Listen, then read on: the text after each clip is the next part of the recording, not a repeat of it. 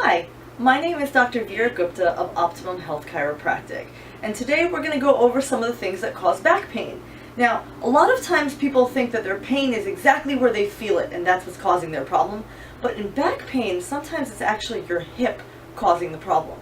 So today we're going to go over 4 very easy stretches for the hip. If you do them right, it will take you 3 minutes to do both sides.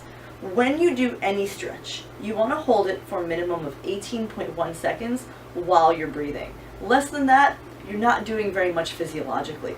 Or at least that's what our research says. So let's start with the first one. This is going to be the easiest of the 4 stretches, and this is for the adductors. The adductors are on the inside of the leg, and all you have to do is pull your feet into yourself, like so. This is called a butterfly. Now, some people this will be really easy and you can use your elbows and push down a bit more, and that'll give you a better stretch. You can also bend forward just a little bit. Again, you want to breathe while you do this. And this again is for your adductors. The more you do it, the better your flexibility will become.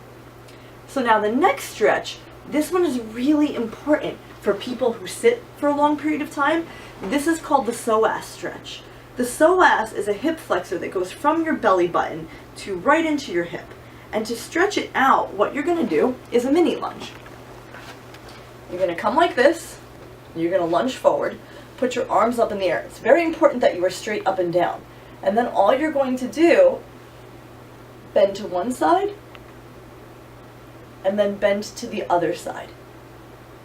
You're going to feel this stretch in the leg that is not bent. So again, up, to the side, and to the other side, because the fibers don't go straight up and down, so you want to stretch in different ways. Now the next stretch that you're going to do is going to be, again, for people who sit for a long period of time, this is called the piriformis stretch, or the figure 4 stretch. You can do this one in a chair, or you can do it lying down. All you're going to do, put one leg over, and you're going to bend forward from your hip, hinge here.